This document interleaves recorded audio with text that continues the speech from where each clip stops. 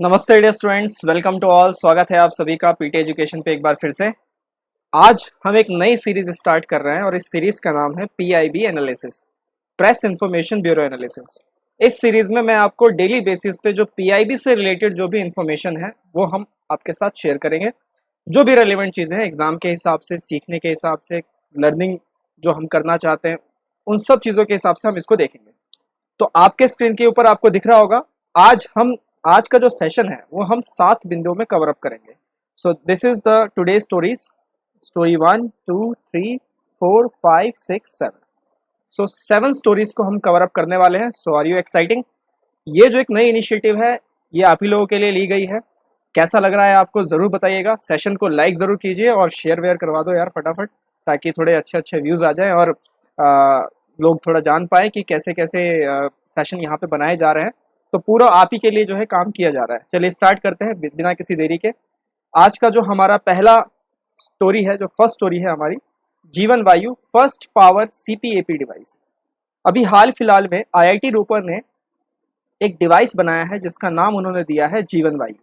आप इसको ध्यान रखिएगा, ये पहला पावर फ्री सीपीएपी डिवाइस है। सीपीएपी डिवाइस क्या होता है सर? सीपीएपी डिवाइस का मतलब है कंटिन्यूअस पॉजिटिव एयरवे प्रेशर। इस डिवाइस के थ्रू, यानी कि ये जो मेथोडोलॉजी एक तरीके की ट्रीटमेंट मेथड है।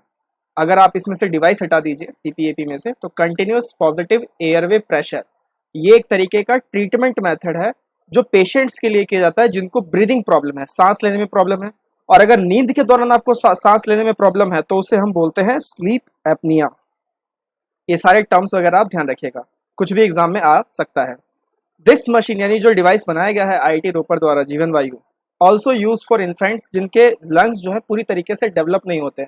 जो भी नवजात शिशु जो होते हैं उनके लंग्स पूरी तरीके से डेवलप नहीं होते, तो उनके लिए भी ये डिवाइस काफ़ी काम करता है, क्योंकि लंग्स पे होने वाले डैमेजेस को ये रिड्यूस करता है। साथ ही साथ पेशेंट्स को अलाउ करता है कि वो इन्फ्लेमेटरी इफेक्ट से रिकवर हो सके। अब ये जो डिवाइस है एक तरीके का लीक प्रूफ है, लो कॉस्ट है और unaffected by the power failure delivery system. तो पावर रिलेटेड तो कुछ काम ही नहीं है इसके अंदर, पावर फ्री है, ये ध्यान रखना है। Jeevan Vayu is a power free CPAP device. This device has an inbuilt viral filter with an efficacy of 99.99%। ऐसा वो लोग बता रहे हैं, वहाँ के जो एचओडी वगैरह हैं जिन्होंने मतलब इसको तैयार किया वो बता रहे हैं। And can deliver a high flow of oxygen also. So I hope पहली स्टोरी कवर अप हो गई होगी। Jeevan Vayu develop by whom? IIT Ropar ने इसे डेवलप किया है। क्या ये पावर फ्री है? पावर फ्री है। और मदद करता है किस चीज़ में? Reducing the damages of the lungs and allow patients to recover from the inflammatory effects. तो इतना बस आपको ध्यान रखना और काम आपका हो जाएगा। अपनी दूसरी स्टोरी पे चलते हैं। उससे पहले ये पिक्चर आप देख लीजिए, ये जीवन वायु का है।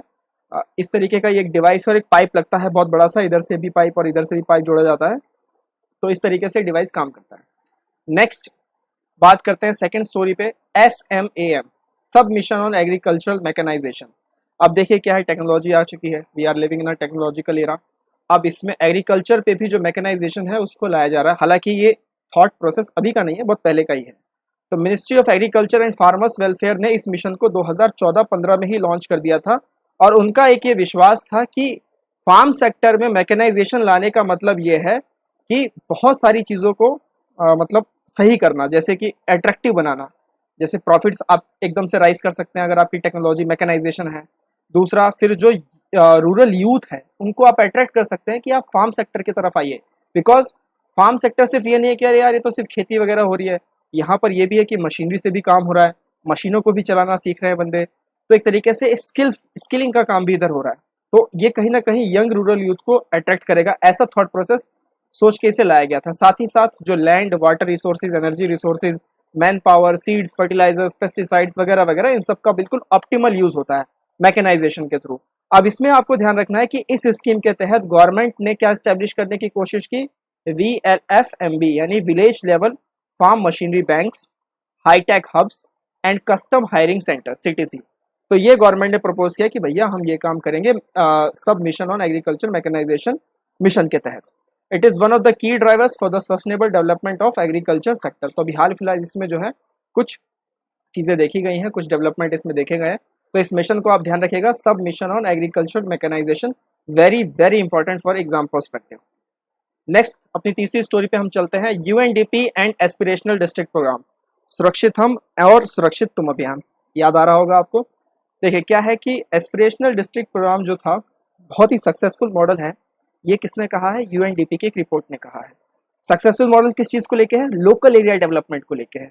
क्योंकि 2018 में जिस विजन के साथ इसको लाया गया था कि हम जो भी ऐसे भारत के डिस्ट्रिक्ट्स हैं जिसमें सोशियो इकोनॉमिक फैक्टर्स इंडिकेटर्स जो है वो बहुत ही पुअर है, उनको हम डेवलप करेंगे, जिसकी वजह से क्या होगा कि भारत का ह्यूमन डेवलपमेंट बहुत अच्छा हो जाएगा। तो इस सोच के साथ इसको लाया गया था। और देखिए कमाल की बात यह है कि यूएनडीपी की रिपोर्ट ने भी इसको अपलॉड कर दिया है। तो बहुत ही अच्छी चीज है। अब इसमें क्या बोला गया था कि states are the main drivers of the ADP because district level पे आपको काम करना है। कितने डिस्ट्रिक्ट होंगे? तो 117 एस्पिरेशनल डिस्ट्रिक्ट होंगे। हम इस पे बात कर चुके हैं पिछले एक आध लेक्चर में, तो इसको फटाफट रैप अप करते हैं। 117 एस्पिरेशनल डिस्ट्रिक्ट्स हैं। नीति आयोग ने इनको आइडेंटिफाई किया है किस बेसिस पर? 5 पैरामीटर्स, या आप कह सकते हैं 5 इंडिकेटर के बेसिस पे। कौन कौन से हैं 5 इंडिकेटर? सबसे पहला है आपका हेल्थ एंड न्यूट्रिशन, जिसको वेटेज कितनी मिली है? 30%। दूसरा है आपका education, 30%। Agri and water resources, 20%। Financial inclusion and skill development, 10%। Basic infrastructure, 10%। तो आई होप कितना हो गया ये हो गया आपका 100%। अब ये एस्पिरेशनल डिस्ट्रिक्ट प्रोग्राम जो है ये आपके 3 C's पे भी डिपेंड करता है। कन्वर्जेंस, ऐसे वगैरह में लिखने में आपको काफ़ी अच्छा रहेगा अगर आप ऐसे ऐसे पॉइंट्स लिख के आएंगे तो। Convergence, central and state schemes के तहत, कोलैबोरेशन और कंपटीशन की प्रतिस्पर्धा तो होनी ही चाहिए एक डिस्ट्रिक्ट से दूसरे डिस्ट्रिक्ट के बीच में, जिसमें मेजर रोल प्ले करेंगे डिस्ट्रिक्ट मजिस्ट्रेट्स, मतलब कि आईएएस अधिकारी लोग। तो बाबू लोग इसमें बहुत अच्छा काम कर रहे हैं, ऐसा बोल रहे हैं यूएनडीपी की रिपोर्ट। तो बहुत अच्छी बात है, हम लोगों के लिए एक अच्छी खबर है ये, तो ध्यान रखिएगा इसको। Aspirational district programmes 117 aspirational district. Next अगर हम बात करें अपनी चौथी स्टोरी पे चलते हैं। चौथी स्टोरी क्या है हमारी? Innovation for defence excellence. अभी देखिए अभी डिफेंस को लेके काफ़ी सारा मतलब रिफॉर्म्स अभी लाया गया है। तो एक बुकलेट भी हाल फिलहाल छापी है डिफेंस मिनिस्ट्री ने, तो बहुत ही अच्छी बुकलेट है, इंटरनेट पे जाके आप देख भी सकते हैं। So defence ministry has approved the budgetary support of 498 means लगभग 499 करोड़ का एक बजटरी सपोर्ट जो है डिफेंस मिनिस्टर ने अप्रूव कर दिया है two innovations for defence excellence challenge under the defence innovation organisation DIO. तो इनोवेशंस फॉर डिफेंस एक्सीलेंस के लिए डीओ को ही मिनिस्ट्री ऑफ डिफेंस ने दे दिया है फॉर द नेक्स्ट 5 ईयर्स। क्या दे दिया है? मतलब बजटरी सपोर्ट दे दिया है कि भैया हम आपकी मदद कर रहे हैं, आपको जो इनिशिएटिव लेना है आप लीजिए, जो भी इनोवेशन आपको करना है आप कीजिए डिफेंस को एक्सीलेंस करने के लिए। This iDEX initiative launch by PM in 2018 में इसे लाया गया था और एक ही एम था इसको लाने का कि हम सेल्फ रिलायंस हो जाए। सेल्फ रिलायंस का मतलब है कि जो भी इंपोर्ट्स हम कर रहे हैं वो कम कर दें, और इसका रिजल्ट ये रहा कि 2000 सिपरी का रिपोर्ट कहता है कि 2011 से 2016 इन 5 सालों में हमने अपने इंपोर्ट्स 33% से रिड्यूस कर दिए। और ये एक प्रतिज्ञा भी ली गई, एक प्रण भी लिया गया कि इसे 100% कर देंगे, मतलब फुल मैन्युफैक्चरिंग हम ही लोग करेंगे, हमारा अपना R&D होगा, हमारा अपना इनोवेशन होगा, हमारी अपनी टेक्नोलॉजी होगी, ये सब हम खुद करेंगे। इसके लिए क्या करना पड़ेगा? इसके लिए स्टार्टअप्स को एंगेज करना पड़ेगा, MSMEs को एंगेज करना पड़ेगा, various research and development institutes को एंगेज करना पड़ेगा। तो इस विजन के साथ आईडेक्स इनिशिएटिव लाया गया था। आईडेक्स क्या है? इनोवेशन फॉर डिफेंस एक्सीलेंस, ये आपको ध्यान रखना है। अब ये मैनेज किसके द्वारा किया जाता है? तो डीओ के द्वारा। डीओ क्या है? Defence innovation organisation. तो डीओ इसे मैनेज करता है, फंड भी वही करता है। डीओ है क्या अपने आप में? तो एक तरीके का नॉट फॉर प्रॉफिट कंपनी है जो कि आता है सेक्शन 8 ऑफ कंपनी एक्ट 2013 के अंडर। तो ये सब आप माइन्यूट से पॉइंट ध्यान रखिएगा। अब इसमें जो अदर इनिशिएटिव्स लिए गए डिफेंस पैरामीटर में ही अगर हम बात करें तो 2 डिफेंस कॉरिडोर्स बनाए गए, एक उत्तर प्रदेश में बना, एक तमिलनाडु में बना। फिर आपका जो डैप आया 2020 यानी डिफेंस एक्विजिशन प्रोसीजर, इसमें मिनिस्ट्री ऑफ डिफेंस ने बोला कि हम लोग पॉजिटिव इंडियनाइजेशन लिस्ट 108 आइटम्स बना रहे हैं, मतलब नेगेटिव इंपोर्ट लिस्ट आप कह सकते हैं, जो आप अखबारों वगैरह में देखेंगे। तो 108 आइटम्स उसमें लाए गए। Defence artificial intelligence project agency DAIPA मार्च 2019 में बना, कोविड आने से पहले। तो काफ़ी सारे इसमें जो है डेवलपमेंट इनिशिएटिव लिए गए। साथ ही साथ आपका एन चंद्रशेखरन टास्क फोर्स लाया गया जो कि 2018 में सेटअप हुआ, ये देखने के लिए कि आर्टिफिशियल इंटेलिजेंस का नेशनल सिक्योरिटी पे क्या इम्प्लीकेशंस आता है। तो कहीं ना कहीं एक तरीके से सिक्योरिटी के, नेशनल सिक्योरिटी के लिहाज से बहुत ही अच्छा ये कदम है, बहुत अच्छी चीज़ है। तो इसको ध्यान रखिएगा, innovation for defence excellence iDEX initiative. Clear? चलें अपने अगली स्टोरी पे।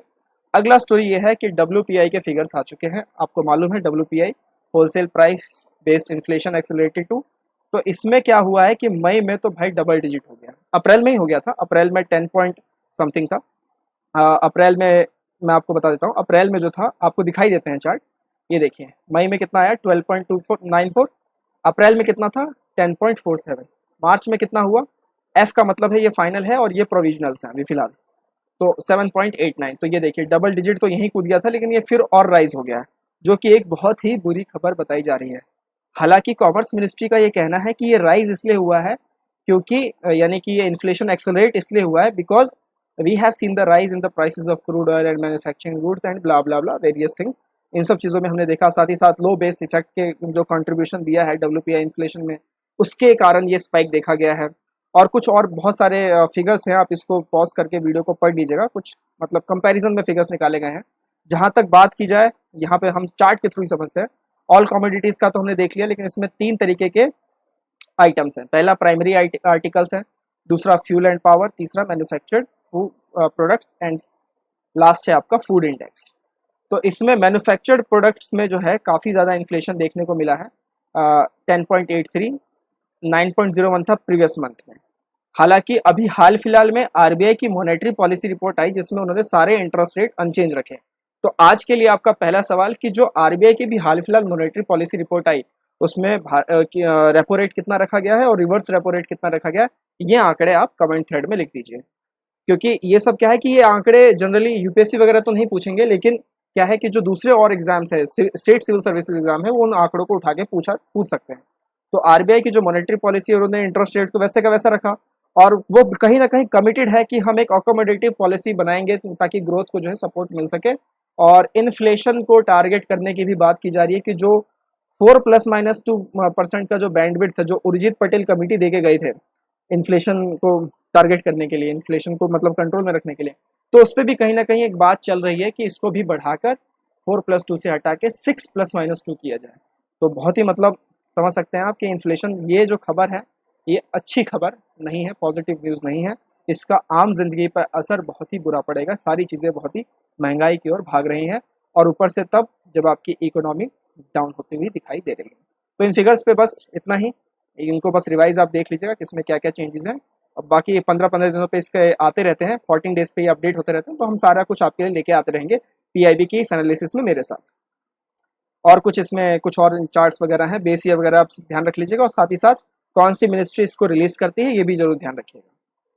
अगली स्टोरी हमारे पास है न्यू पीएम ऑफ इजराइल। तो इजराइल के नए प्रधानमंत्री बने हैं नाफ्ताली बेनेट, उनको बधाई हमारी तरफ से। उन्होंने रिप्लेस किया है बेंजामिन नेतान्याहू को, जो कि 12 साल से इजराइल के पीएम बने हुए थे। बेनेट 2 सालों के लिए पीएम के तौर पे सर्व करेंगे, उसके बाद जो यार लेपिड है वो उनको टेक ओवर कर लेंगे। बेनेट पहले एक टेक एंटरप्रेन्योर थे, फिर बाद में डिफेंस मिनिस्टर बने, और अब राइट विंग नाम की एक पार्टी है इजराइल में, यमीना पार्टी, उसको लीड करते हैं। और कहीं ना कहीं इनकी जो आइडियोलॉजी है, इनकी जो सोच है, वो नेतान्याहू से काफ़ी मिलती थी। नेतान्याहू ही इनको लेके आए थे, लेकिन बाद में कुछ डिफरेंसेस होने की वजह से ये उनसे हट गए। तो ये न्यूज़ इसलिए कवर अप की गई क्योंकि प्रधानमंत्री मोदी जी ने उनको कॉन्ग्रेचुलेट किया उनकी इस जर्नी पर, कि उनको जो नई जर्नी उनको मिल रही है उन पे, और साथ ही साथ जो भारत के जो रिलेशन है इसराइल के साथ, वो वैसे के वैसे बने रहे और अच्छे प्रोग्रेसिव होते रहे। तो उस पर एक अच्छा सा ट्वीट माननीय प्रधानमंत्री नरेंद्र मोदी जी ने किया। तो ये थोड़ा सा देखना था। नाम याद रखिएगा, इजराइल के न्यू प्राइम मिनिस्टर कौन, नाफ्ताली बेनेट, और ये वो ट्वीट है, एक इंग्लिश में और एक हिब्रू लैंग्वेज में। आगे बात करते हैं। लास्ट स्टोरी हमारी आज की, important personality, Ram Prasad Bismil, right. मेरा रंग दे बसंती चोला, आपको नाम याद ही आ रहा होगा। तो मिनिस्ट्री ऑफ कल्चर ने अभी हाल फिलहाल एक सेरेमनी ऑर्गेनाइज की इनके बर्थ एनिवर्सरी पर, यूपी के अंदर शाहजहाँपुर में। इनका जन्म 11 जून 1897 को हुआ था, शाहजहाँपुर में ही हुआ था, यूपी के अंदर। इन्होंने आर्य समाज को ज्वाइन किया। यहाँ पे ये जो फिगर है ये गलत है, 1875, ये तो गलत हो गया, ये माफ़ कीजिएगा, इसको चेंज कर देंगे हम बाद में। सो ये 1875 नहीं है, इन्होंने इसको ज्वाइन किया 1915 में। He started an organisation named as Matri Devi. मातृ देवी नाम का इन्होंने ऑर्गेनाइजेशन ज्वाइन किया था, यानी फॉर्म किया था। और साथ ही साथ हिंदुस्तान रिपब्लिकन एसोसिएशन, HSRA, जो बाद में HRA, बाद में HSRA बना था, हिंदुस्तान सोशलिस्ट रिपब्लिकन एसोसिएशन, और उसको लीड किसने किया था वो आप बताइए कमेंट थर्ड में। तो हिंदुस्तान रिपब्लिकन एसोसिएशन के चीफ फाउंडर्स थे सचिंद्र नाथ सान्याल और जदू गोपाल मुखर्जी के साथ। He published a pamphlet titled as देशवासियों के नाम। एक टेम्पलेट इन्होंने निकाला था देशवासियों के नाम। बेसिकली क्या था कि इन्होंने कुछ ऐसे किताबें ये बेच रहे थे, इन्हीं लोगों तक पहुंचा रहे थे जो गवर्नमेंट मना करती थी। तो उसको लेके इनके ऊपर पहला केस 1918 में दर्ज हुआ था। तो ये उसी वक्त उन्होंने पैम्फलेट छापा था देशवासियों के नाम, और उसमें एक पोएम थी मणिपुरी की प्रतिज्ञा। तो ये उससे जुड़ी हुई थोड़ा सा इंस्टांस मैंने आपको बता दिया हिस्ट्री से। He award a death sentence in Kakori conspiracy case 1925।